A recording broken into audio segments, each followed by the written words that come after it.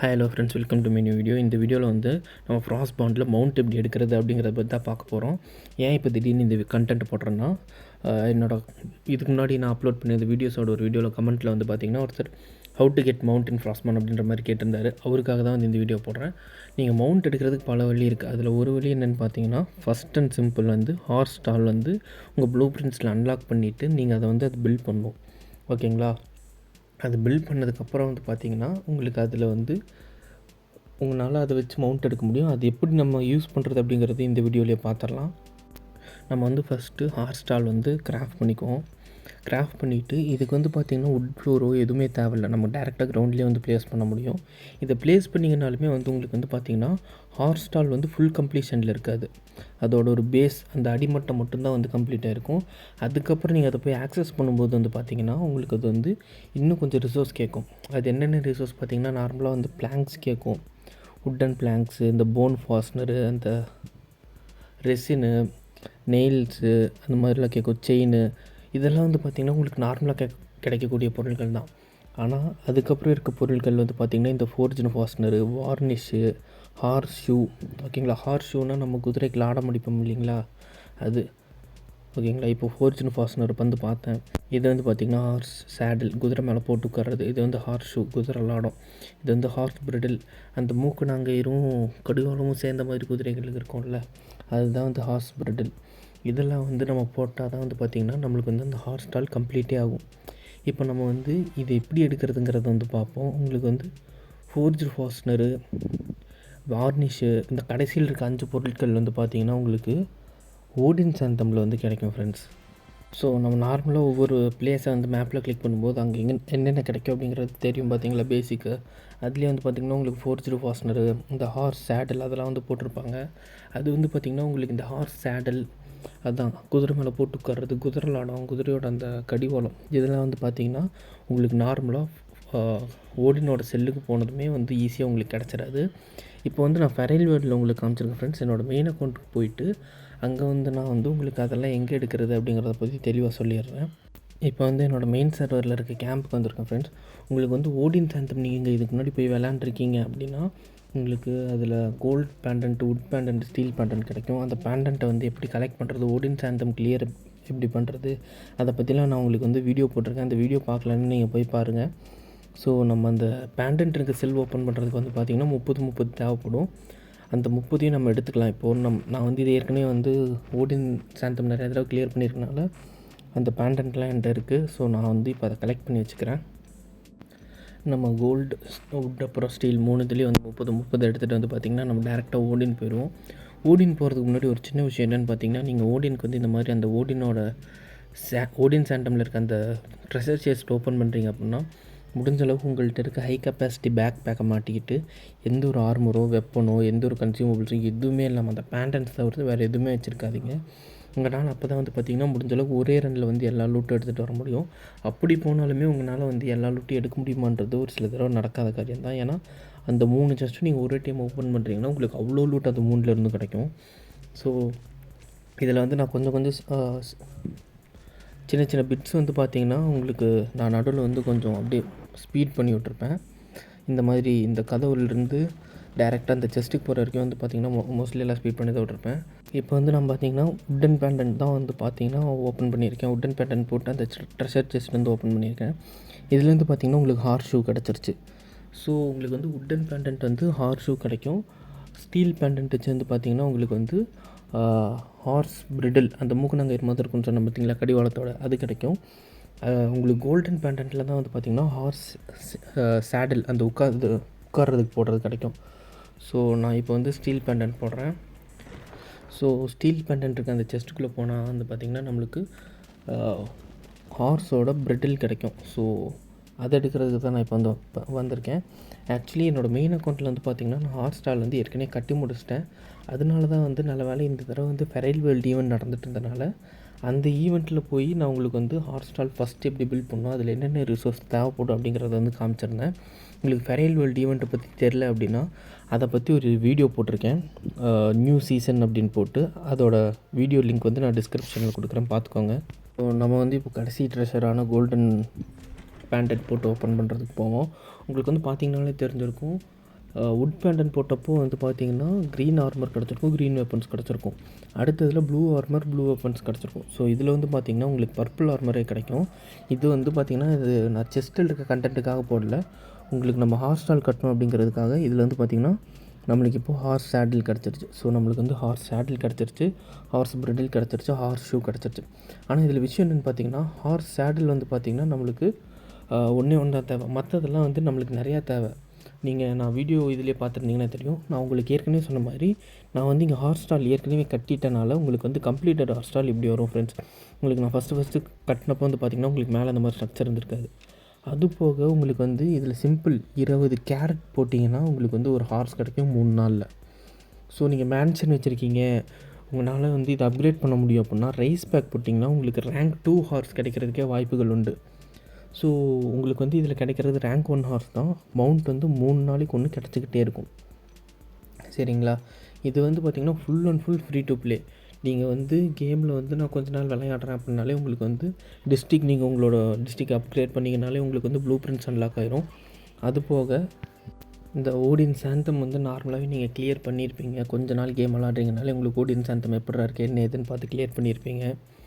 So உங்களுக்கு அதுவுமே வந்து பிரச்சனை இல்லை இந்த கோல்டன் பேண்டன்ட்டு சில்வர் பேண்டன்ட்லாம் எடுக்கிறதுக்கு. ஸோ நீங்கள் அதெல்லாம் எடுத்திங்கனாலே உங்களுக்கு வந்து மவுண்ட்டுங்கிறது ரொம்ப ஈஸியாகவே கிடச்சிரும்.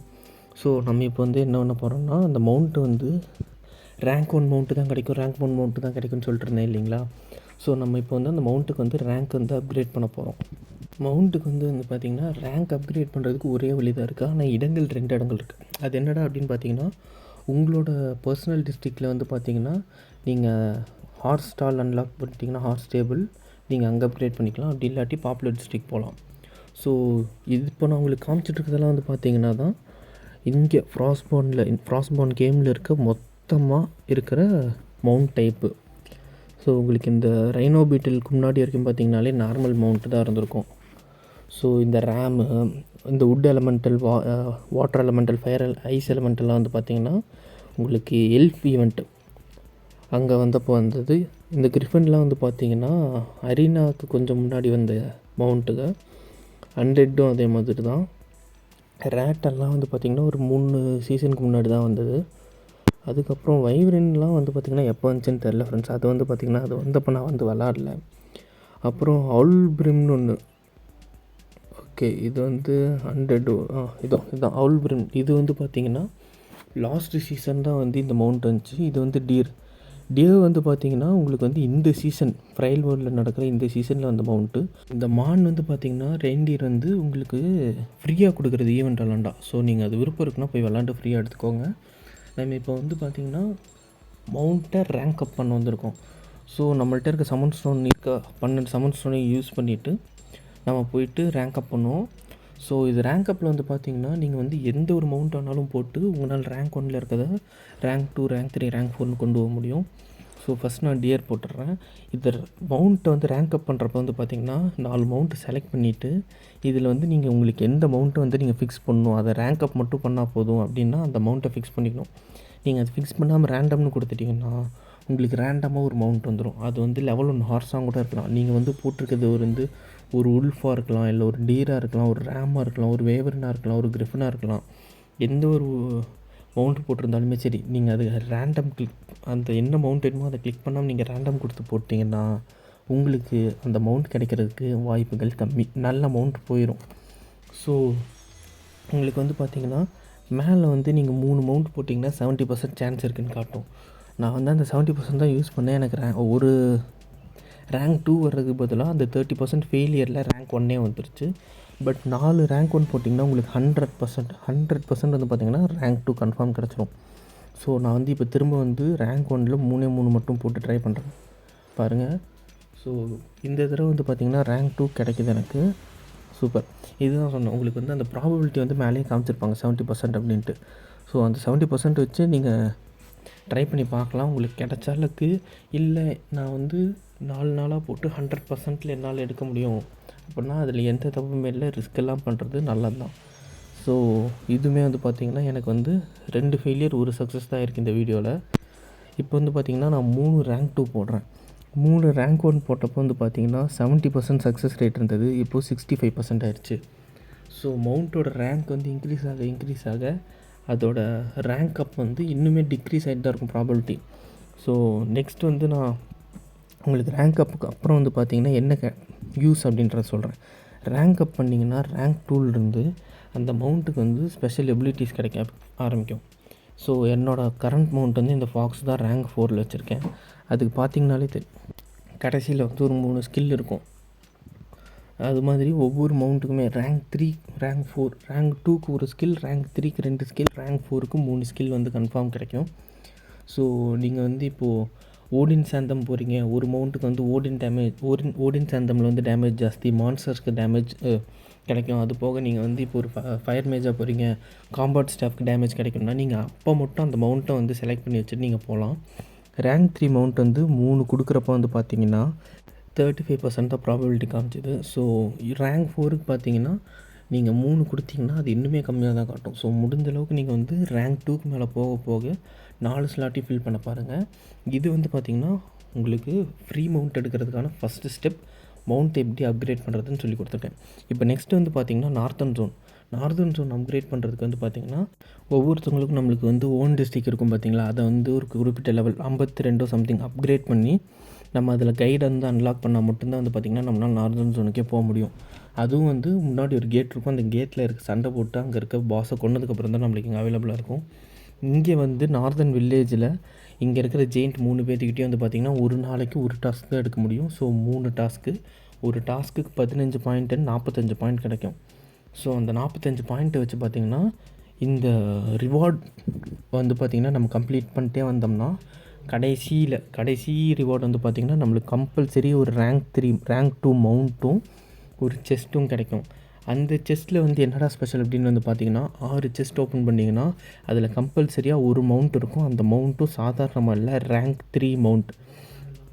இதை நான் ஏன் இவ்வளோ ஒரு இதாக சொல்கிறேன் அப்படின்னா, உங்களுக்கு வந்து நான் வந்து இதுக்கு முன்னாடியே கிளிப்பில் வந்து பார்த்திங்கன்னா ஒரு மவுண்ட்டை வந்து எப்படி ரேங்க் அப் பண்ணுறது அப்படிங்கிறத வந்து சொல்லியிருப்பேன். ஸோ இதில் வந்து உங்களுக்கு ரேங்க் 3 மவுண்ட்டே கிடைக்கும்.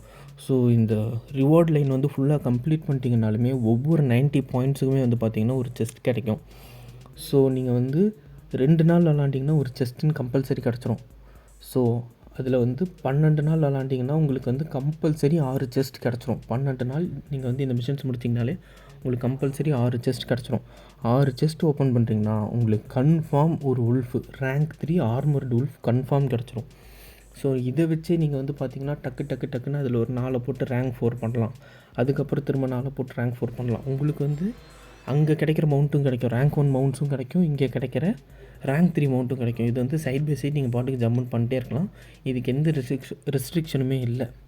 ஸோ இது வந்து பார்த்திங்கன்னா உங்களுக்கு வந்து ரொம்பவுமே ஒரு ஈஸியான வழிங்கிற மாதிரி, சரிங்களா? உங்களுக்கு வந்து இந்த உல்ஃப் வந்து பார்த்திங்கன்னா ரேங்க் 3ல் கிடைக்கிறதுங்கிறது ஒரு பெரிய விஷயம். பட் உங்களுக்கு வந்து இது என்னால் தினம் விளாட முடியாது, நான் வந்து ஒரு வருஷத்துக்கு ஒரு தடவை தான் வர்றேன், இல்லை எப்போயாவது ஒரு தடவை தான் விளையாட வர்றேன் அப்படின்னாலும் ஒன்றும் பிரச்சனை இல்லை. நார்தன் ஜோனில் நீங்கள் ஒரு 10 ரிவார்ட் கிளைம் பண்ணிவிட்டு அதுக்கப்புறம் நீங்கள் விளாடாம மட்டும் ஒரு வருஷம் கழித்து வந்தீங்கன்னாலுமே நீங்கள் அந்த 11வது ரிவார்ட்லேருந்து கன்டினியூ பண்ணிக்கலாம். இது வந்து ரெஃப்ரெஷ்ஷே ஆகாது. ஸோ நம்ம வந்து மவுண்ட் எடுக்கிறதுக்கான 2 வழி பார்த்தாச்சு. இப்போ வந்து 3வது வழி என்ன அப்படின்னு பார்த்தீங்கன்னா, இந்த ஃபெரைல் வேர்ல்டுக்கான என்ட்ரன்ஸ் போர்ட்டலில் வந்து பார்த்திங்கன்னா ஷாப்ஸ் இருக்கும். அந்த ஷாப்ஸில் வந்து பார்த்திங்கன்னா எமிர்ஸ் பிளட் அப்படின்னு வந்து ஒரு விஷயம் இருக்கும். அது வந்து எப்படி எடுக்கணுன்னா, நீங்கள் ஃபெரைல் வேர்ல்டில் போயிட்டு டோர்னமெண்ட்டில் விளையாடணும். டோர்னமெண்ட்டில் வந்து நீங்கள் ஜெயிக்க உங்களுக்கு வந்து அந்த எமிர்ஸ் பிளட் கிடைக்கும். அந்த சீசன்லேயும் வந்து உங்களுக்கு வந்து எமிர்ஸ் பிளட் கிடைக்கும். அதை வச்சு வந்து பார்த்திங்கன்னா நீங்கள் வந்து இங்கே பொருள்லாம் வாங்க முடியும். அதில் வந்து உங்களுக்கு மவுண்ட்டும் அவைலபிளாக இருக்கும். ஃபஸ்ட்டு நம்ம வந்து அன்டெட் மவுண்ட் பார்த்தோம். இங்கே வந்து ராயல் கிரிஃபன் இருக்குது, அடுத்து ஒரு ரேட் இருக்குது, அது போக வந்து பார்த்திங்கன்னா ஒரு கோஸ்ட் ரேம் இருக்குது. ஸோ இதெல்லாம் வந்து பார்த்திங்கன்னா உங்களுக்கு வந்து கிடைக்கக்கூடிய மவுண்ட்டு. ஆர்மர்டு அவுல் பிரம் இருக்குது. ஸோ இதெல்லாம் வந்து உங்களுக்கு நார்மலாக ரேங்க் 5க்கு போனால் தான் உங்களுக்கு வந்து கிடைக்கிறதுக்கான வாய்ப்புகள் இருக்கும். பட் நீங்கள் வந்து இப்போ வந்து நான் ஃபெரைல் வேர்ல்டுக்கு வந்துட்டேன். இந்த ஃபெரைல் வேர்ல்டில் வந்து நீங்கள் நல்லா விளாண்டிங்க அப்படின்னாலே உங்களுக்கு அந்த சீசன்லேயும் சரி, நீங்கள் வந்து டோர்னமெண்ட்ஸ் கம்ப்ளீட் பண்ணுறதுலையும் சரி உங்களுக்கு வந்து எமிர்ஸ் பிளட் கிடைக்கும். அதை வச்சு நீங்கள் வந்து மவுண்ட் வாங்கிக்கலாம். இப்போ வந்து சொல்ல போகிறது வந்து பார்த்திங்கன்னா 4வது வழி. இது வந்து பார்த்திங்கன்னா காசு இன்வால்வ் பண்ணுறது. அதனால் என்ன கேட்டால் வேண்டான்னு சொல்லிடுவேன். ஸோ அப்படி இருந்து ஏன்டா இது காட்டுறேன் அப்படின்னா, இது வந்து இப்படி ஒரு ஆப்ஷன் இருக்குது அப்படின்றதுக்காக தான். உங்களுக்கு வந்து சீசன் பாஸில் வந்து பார்த்திங்கன்னா போனஸ் லெவல் அப்புறம் ப்ரீமியம் லெவல் இருக்கும். அதில் வந்து பார்த்திங்கன்னா உங்களுக்கு சில மவுண்ட் வந்து ஆஃபர் பண்ணுவாங்க. அது போக வந்து பார்த்திங்கன்னா உங்களுக்கு வந்து ஃபைனல் செஸ்ட் வந்து உங்களுக்கு சீசன் பாஸில் இருக்கும். ஸோ நீங்கள் சீசன் ரிவார்ட்ஸ் வந்து நீங்கள் விளையாட உங்களுக்கு வந்து அந்த ஃபைனல் செஸ்ட் கிடைக்கிறதுக்கு வாய்ப்புகள் இருக்குது. அதாவது சீசன் பாஸ் லிமிட் தாண்டி நீங்கள் எடுக்கிற ஒவ்வொரு 90 பாயிண்ட்டுக்குமே வந்து பார்த்திங்கன்னா இந்த சீசனில் அந்த சீசன் ரிவார்டுக்கான செஸ்ட் இருக்குது. அந்த செஸ்ட்லேயுமே வந்து பார்த்திங்கன்னா கம்பல்சரின்னு சொல்ல முடியாது. இந்த லக்கில் கிடைக்கிற பொருட்களில் தான் வந்து பார்த்திங்கன்னா இந்த ஆர்மர் டபுள் பிரிம் கிடைக்கிறதுக்கான வாய்ப்புகள் இருக்குது. இதுவுமே வந்து பார்த்திங்கன்னா உங்களுக்கு வந்து